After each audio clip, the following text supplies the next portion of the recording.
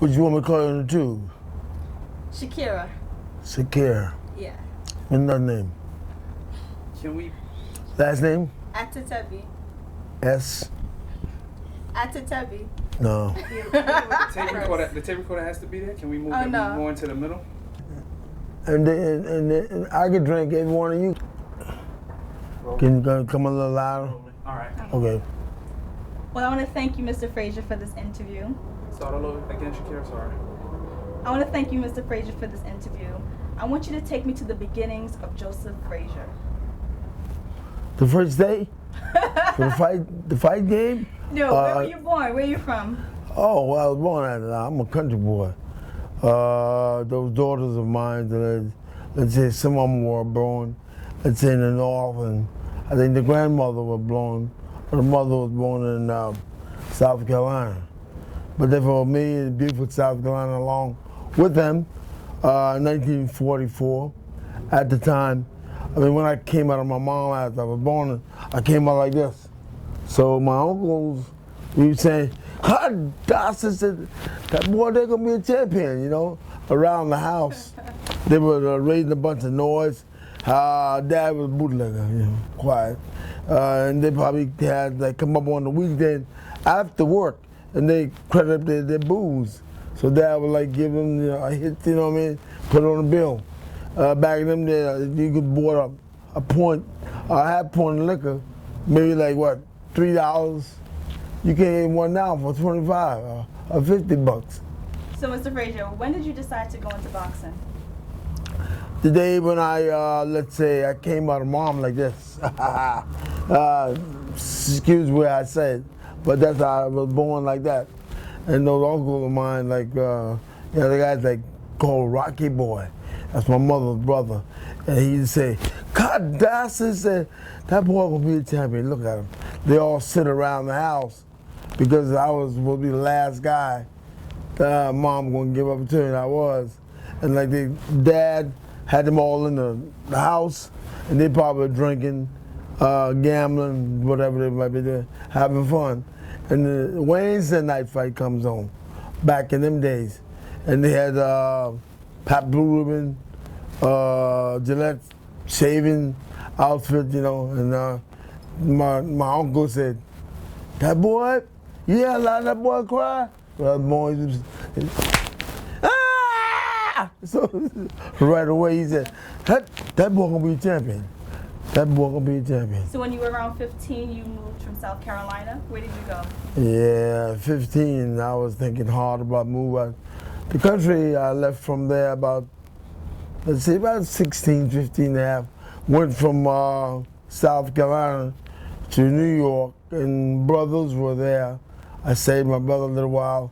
Then I moved from my brother's house. I moved to Brooklyn for another while. Then I was a little too wild over there then. So therefore when I left Brooklyn, I came to Philadelphia. And I had uncles and aunt here. So I just stuck with them and said, like, reach back, I remember. How can we be the champion in the world? So I went to a place called the PAL, P-A-L. Like it was the PAL gyms, like practically on every corner to try to keep the noise down, the fight down, the looting or whatever the guys might cause problem in the city. So, and didn't cost no money. All I had to do is come and buy my equipment. And I started off then. When did you decide to go into boxing? When I left New York, South Carolina, because I was there with my mom and dad, and I just didn't like the way how they were living. Do you remember your first fight? Yes. My first fight, I think the guy lasted like the first round. I couldn't give you the date on it, but it was in the 61,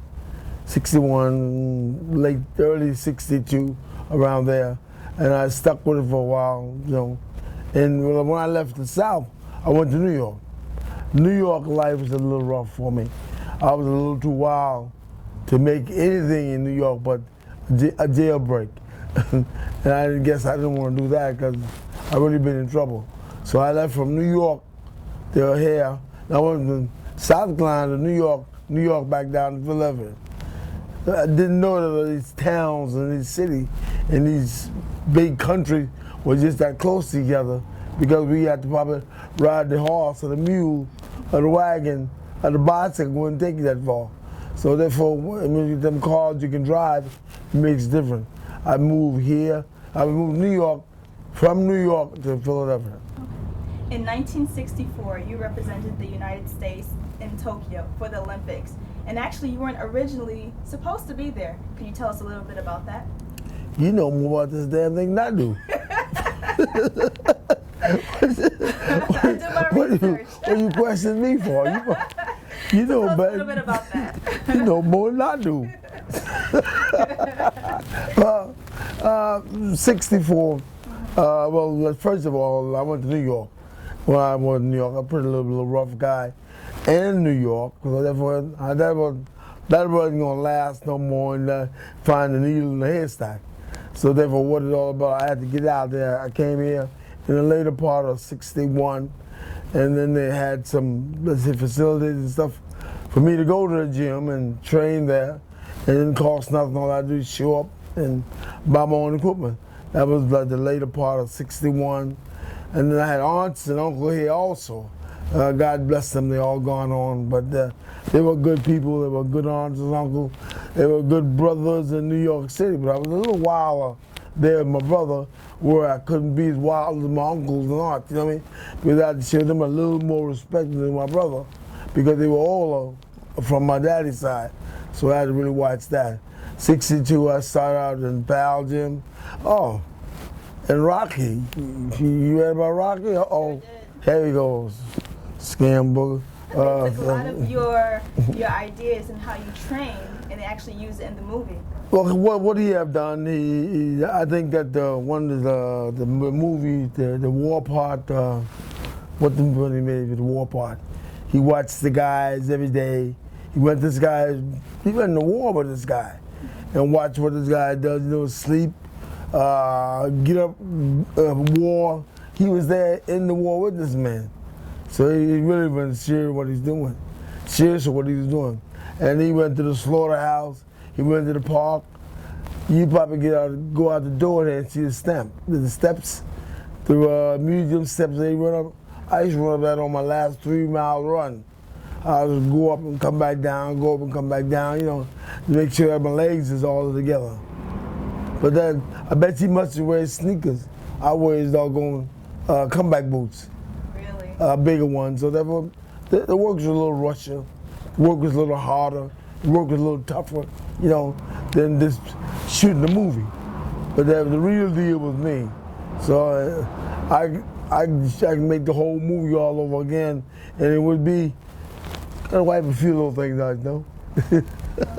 But I can make that. Let's talk about the Olympics. 64. Let's talk about the Olympics. Okay, 64.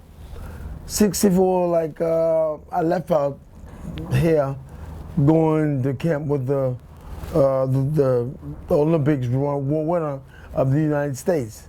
So therefore, I was going to camp with these guys. I spent some time with the guys, and like you know, regardless that I did my best. I'm doing my best because I know nothing but the best to do the right way when it comes to being in training camp. And that's why today I can talk to you, have fun, laugh, smile, because I didn't play around. I put them girls over here. And then I went in the gym and I lived like a hermit, whatever it may be. On the basis I was quiet down. Of course I had kids, but there was after fights and some before fights. But whatever, we talk about that later. But you won the gold, right? You won the gold. I want to go, and being a loser to Mathis, you know, like he didn't really win the fight, but you know what our fight games has been all about. Sometimes the judges don't judge what they see. Sometimes they might put a little more there than they should be there. So he won that fight. And I was really upset about it. I didn't want to be bothered. I had to say, well, I'll just go back, take the glove off, and go back to the slaughterhouse.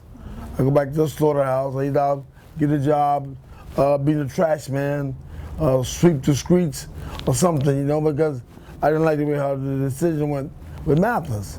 But therefore, I still didn't give up. I got back in the gym, and then a call came, said, well, you know, they'd like for me to come to camp to work with Mathis, because Mathis was 301 pounds at that time. Wow. And nobody was gonna work for him because he was too big. I wasn't afraid of the weight. I fought them guys, the bigger they come, the harder they fall. So therefore, I don't pay attention to all that at that time.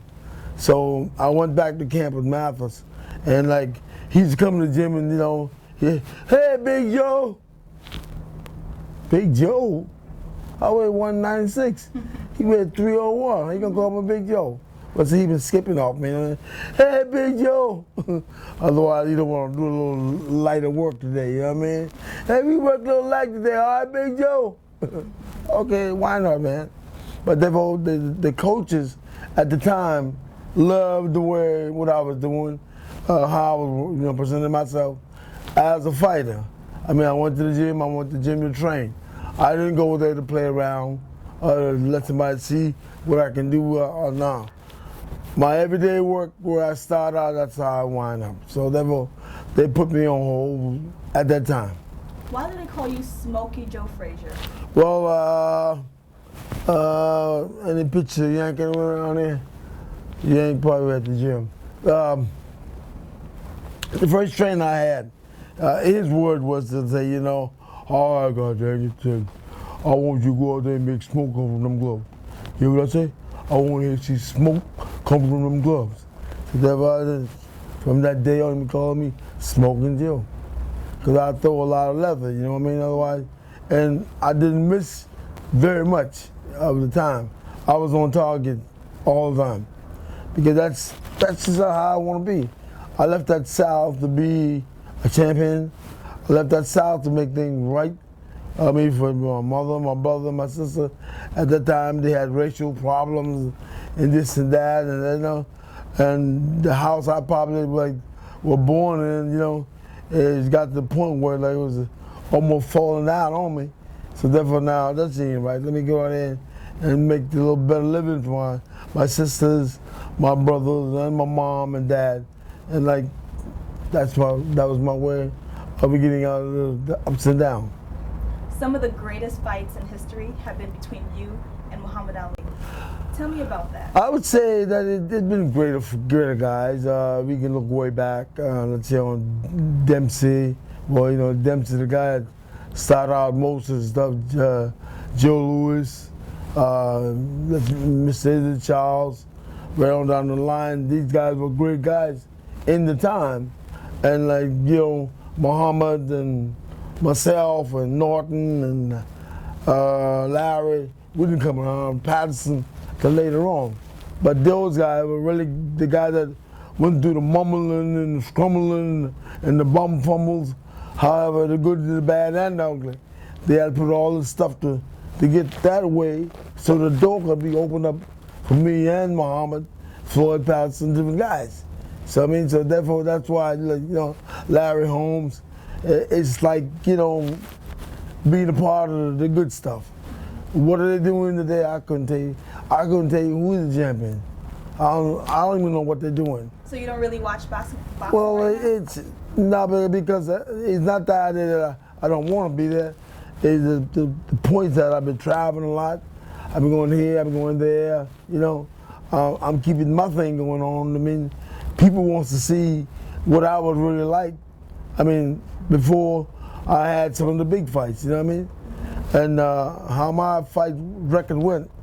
As an amateur, knockout, knockout, knockout, knockout, knockout, knockout, knockout, knockout, knockout, knockout. Nobody, for 50 fights, nobody but Mathis saw the third rounds.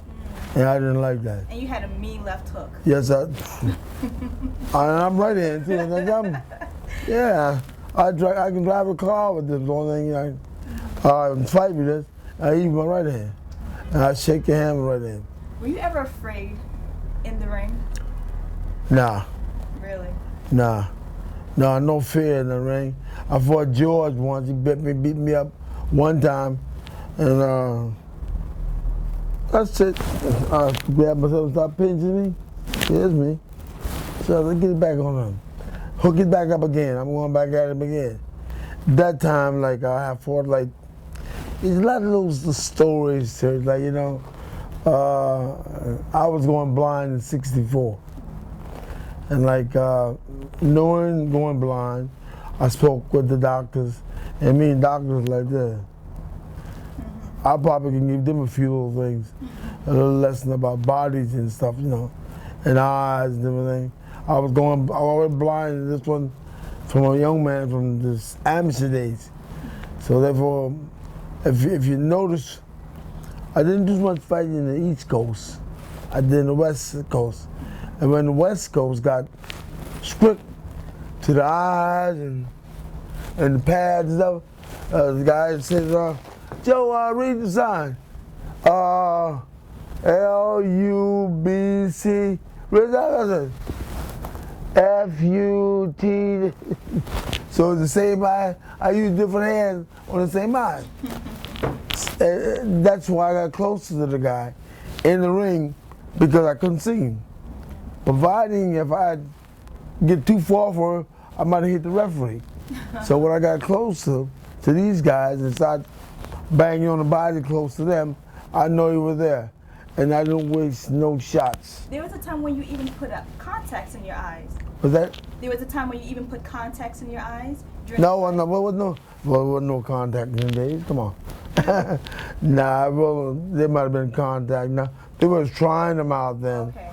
But let's say I had one when I got through with the fighting world. Let's say I was coming back out of it, and with George, I was totally like blind in both eyes. You know what I mean? But they were cataract. Right now, I'm wearing 2 implanted lenses. Okay. Or I can hit a mosquito of a passenger train, run ahead of my mouth, boom!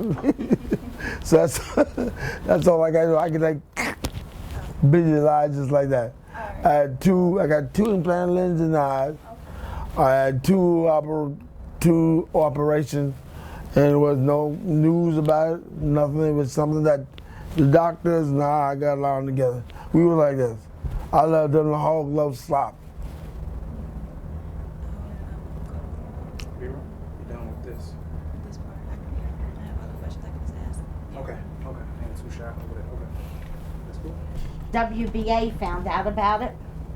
WBC. I'm gonna just sit right next to you. Looking ready to move me out of here. No. No, you go.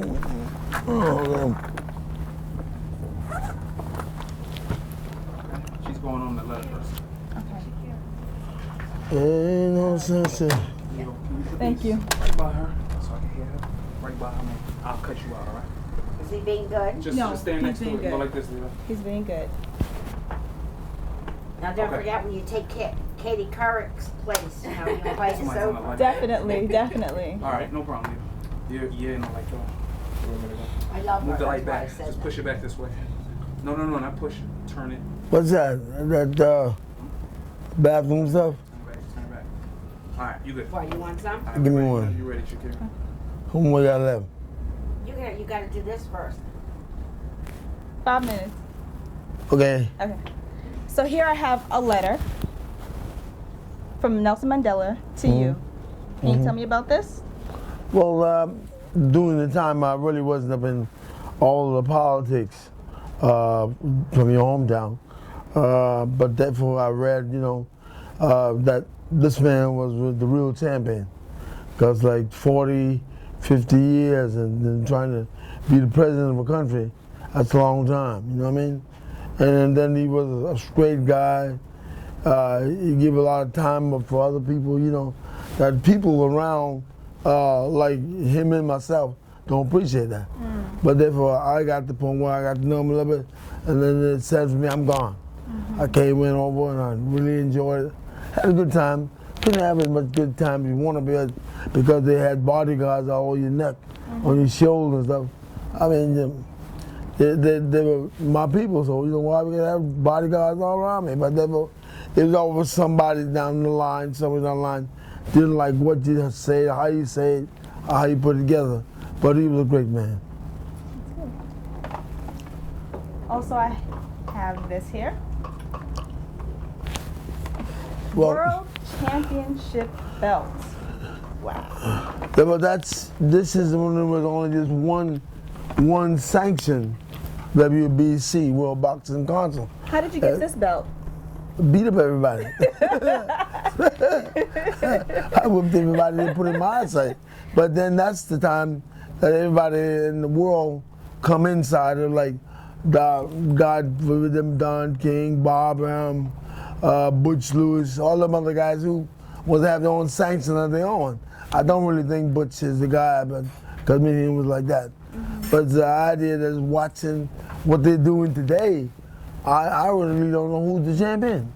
I mean, what I would like to do, some down the line, when our president quiet down a little bit, and kind of slow down, God help him, I'll go down and ask him to see if we can put this thing back on the WBC, and make it one champion in the whole world. Today, I don't know who's the champion, and I'm a fighter, So therefore, it's to the point where they done got around and beat him up, ravish him, whatever it is, beat him up, ravage him, rob him, steal him, and nobody knows the champion. Guys out of shape going in the ring, and there's ultimate stuff going on. I really don't want to watch it, because it's not like man to man. And when I was there, boxing stood on its own. They were like 1, 2, 3. It was 10, let's say, the sanction. 10, 11 the sanction. In every weight the class was even one. And when you have all these guys through the line and come one, that's it. He said world champion. Everywhere you go, I'm celebrity champion of the world.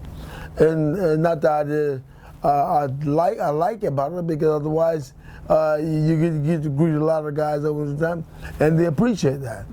But I don't know what they're doing now. Maybe I'm not going to knock it because I'm not into it.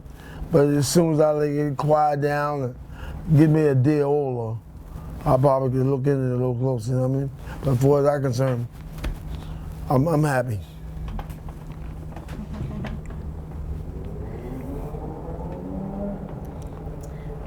So we're going to sum it up right now. You want what? We're going to wrap up the interview. You want to wrap it up? You tell me, Paul. Yeah, so, I probably wouldn't have got there if you didn't show up. So don't tell me about it. Oh, you think you'll wrap this thing up right now? No, wrap it when you're ready. Okay. I want to thank you very much for this opportunity, Mr. Frazier. You call me Smoke, baby. Okay. All right. All right. So how do you think I did? I think you did fine, As time go by, you'll be better. You stuck to your word on the thing that you're going to ask, Most of the time that, everybody jumps in. Oh, what you think? Mr. Fred, what you think about Muhammed Ali? You want me to beat him up again? I did my job the first time. So what I got to do, re-beat this guy, re-let him live? The name of the game, shoot him forward and run now. So when you go out there and you get done the job, you got they bet the money around. Oh man, I didn't know Joe Frazier can fight. What do you mean he doesn't fight? Check my record. Knock out. It's the only thing. The problem with Muhammad and see, he was a middleweight when he came on his mama. When I came on my mama, I was a heavyweight. You know what I'm saying? It makes it different, you know what I mean? Like a Volkswagen running against a truck. What do you think gonna happen? Them Volkswagen in the truck, huh? Bye. So it's the same identical thing. When a bigger guy get in there with a small guy, you can hurt him real bad. We don't want to talk about George. Go ahead. Let's go. Okay. You finished? Okay. Yeah. You ready? Ready for what? You She's the guest. Oh, you the money collector. Okay. She might be part of my daughter. You're gonna sing a line for her? What gonna sing? One of your Music that songs. was playing earlier. Okay. Now everybody's searching. And now the time is near. The time is here. Check my hopes and prepare I say to take the dare. All men, it's time to climb. Ride through them ropes and face a man. Have a plan, but states that plan. Not in a shy way.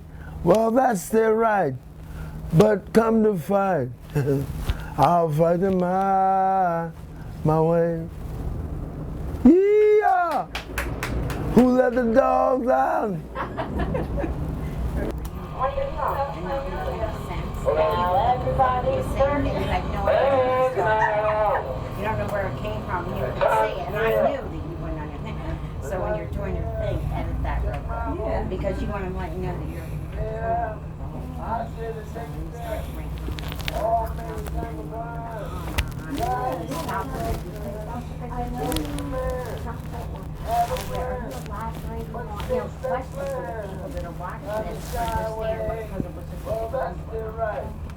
You'll see when you watch it. All right? And it's difficult. Like, I had that word 20 there and they gave me a mouth. I thought, wow. Okay. You know what I mean? It's the first, you're not and it's something new, and you're trying to do something good. It's hard. But you did very well. Thank you.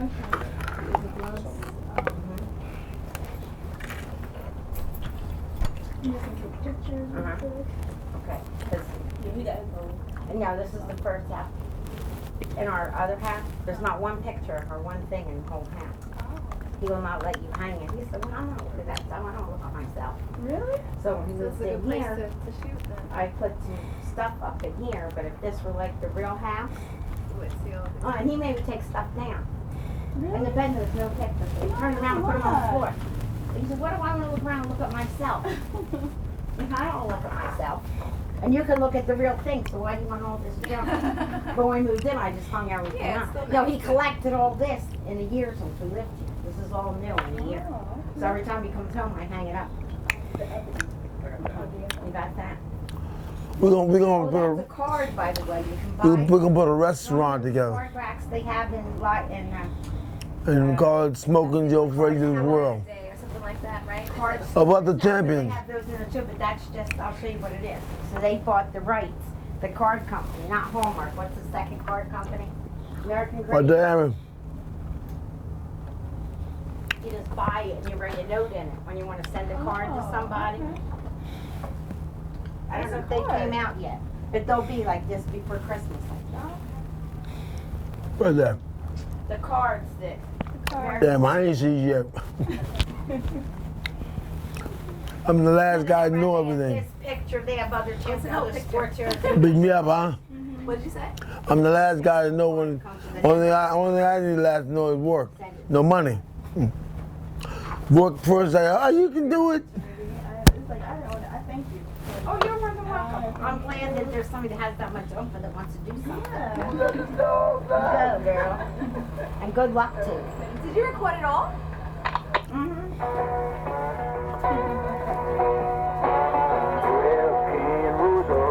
Yeah. I got no ink, man.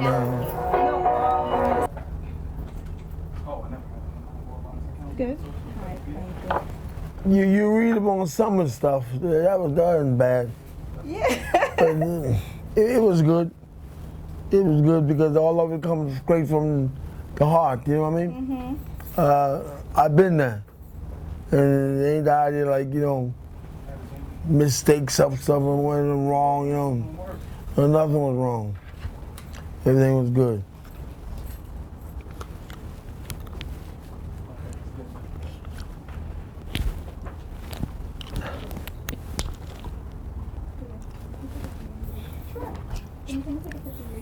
No, I don't like my picture taken. No, I don't Okay. Since I gained 40 pounds, I'm very.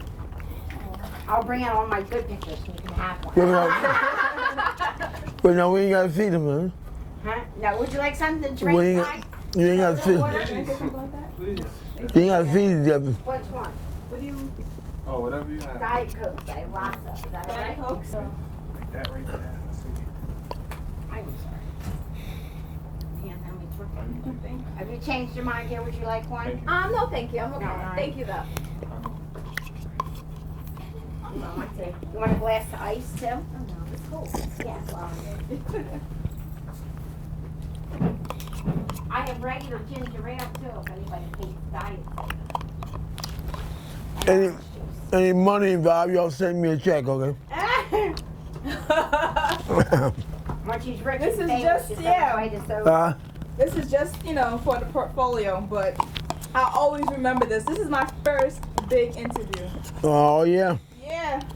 Damn, you saw right from the top, huh? Yes, exactly. I don't play no games. He's modest That's too. Damn, but then if you might get you more job than you want. Exactly. We just wanted, It's what cool. school was it again? The film blower?